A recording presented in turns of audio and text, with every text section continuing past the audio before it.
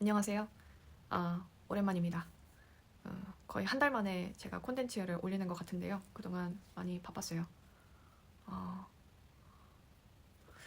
저는 그동안 뭘 했냐면 이제 열심히 구독자를 올렸고요.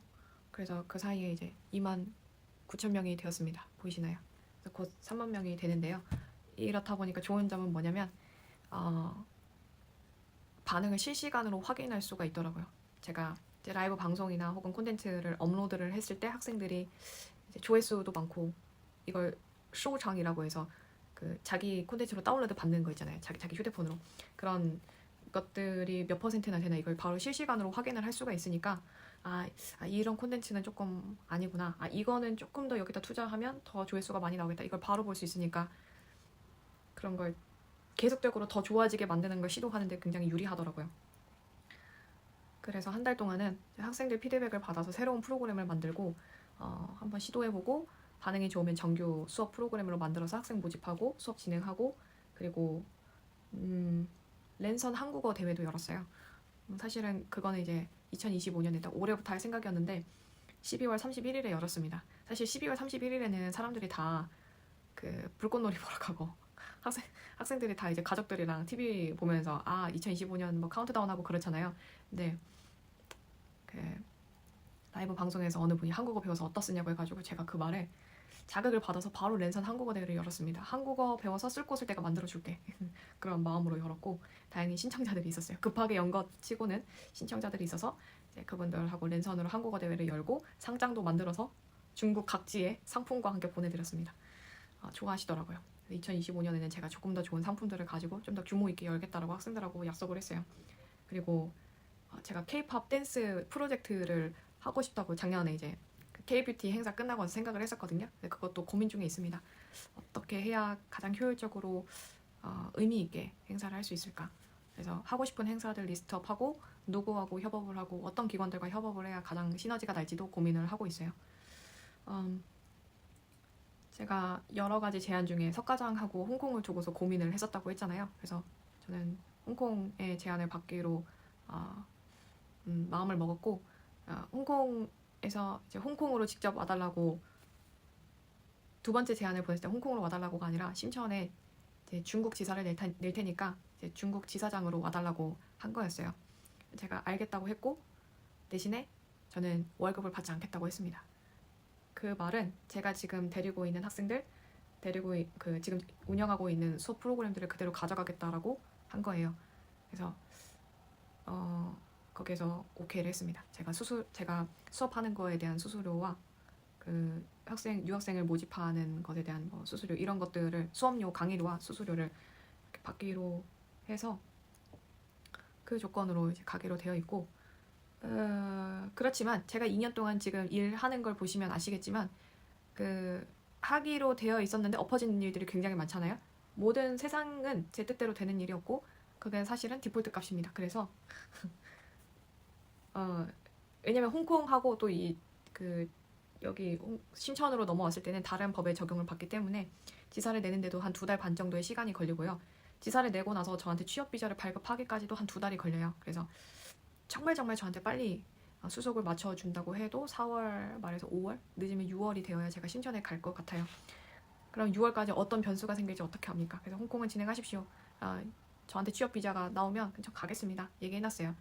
그렇지만 저는 아닌 가능성도 있잖아요. 저는 그냥 제 마이웨이 가고 6월에 딱 이제 합의 맞으면 저는 가는 거지만 아니면 저는 그냥 제 가는 길 그대로 가면 되니까 2025년에 하고 싶었던 이제 행사들을 좀 계속 정리를 하면서 저만의 스케줄, 월별 프로그램표 이런 것들을 만들고 있습니다.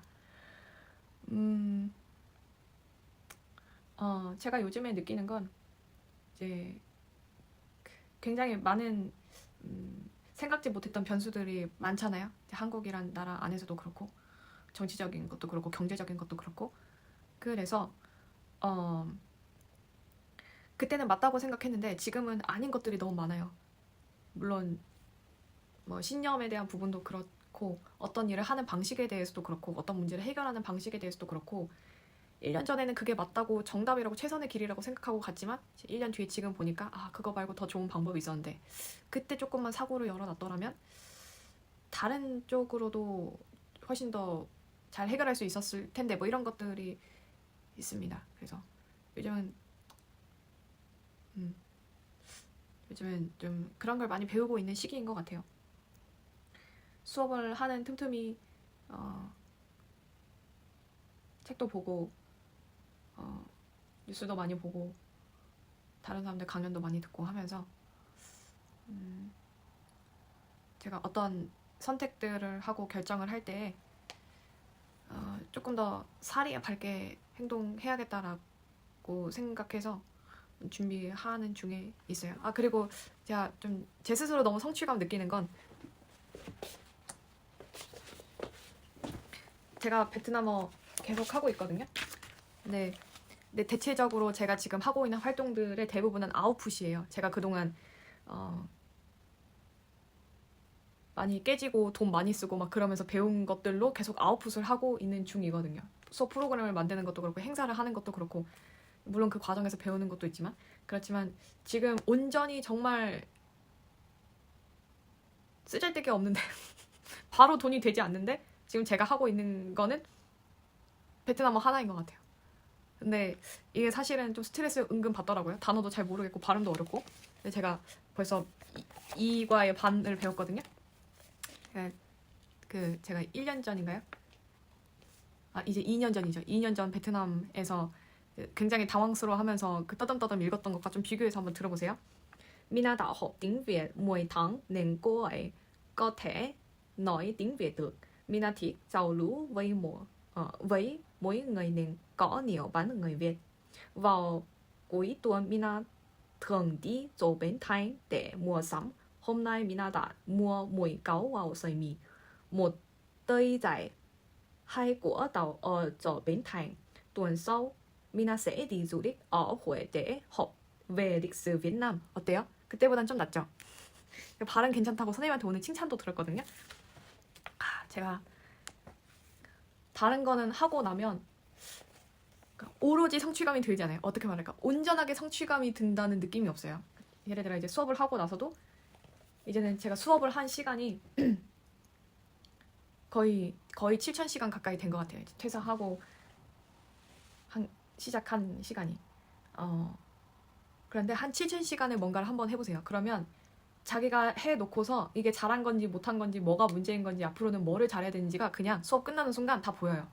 그럼 저녁에 왜 그랬지? 막 이런 생각하거든요. 다음엔 그걸 잡아야 돼. 이런 생각이 바로 나요.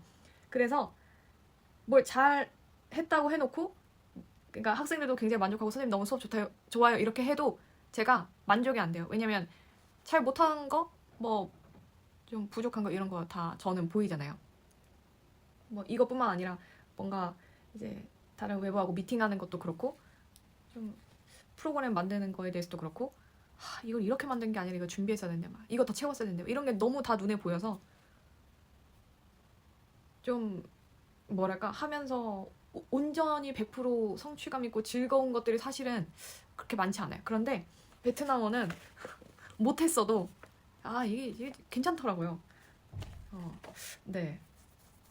이게 그래서 자꾸 언어 배우나 봐요. 그래서 자꾸 뭐 새로운 거 배우고 참 괜찮습니다. 그래서 아주 비루한 실력이지만 제가 베트남어를 지금 2년째 붙들고 있는데 아직도 초급이라는 걸 이제 안다면 너무 좀 쑥스럽고 민망하고 그런 일이지만 뭐 중국어는 안 그랬나요? 전 중국어도 유학까지 가가지고 공부했는데 그것도 이제 좀 들을만하게 말한 거는 정말 오랜 시간이 지나서였어요. 그것도 진짜 한 3, 4년 정도 공부 빡시게 하고서도 또 한참 지나서야 좀 들을만하게 좀 그래도 미팅이라는 걸 미팅답게 할만하게까지 되기까지가 되게 오래 걸렸거든요. 근데 베트남어도 놓지 않고 계속하면 제 나이가 40 중반 정도 되면은 지금의 제 중국어 정도 하지 않겠어요? 그렇습니다. 이거 좀 좋더라고요. 오늘은 여기까지.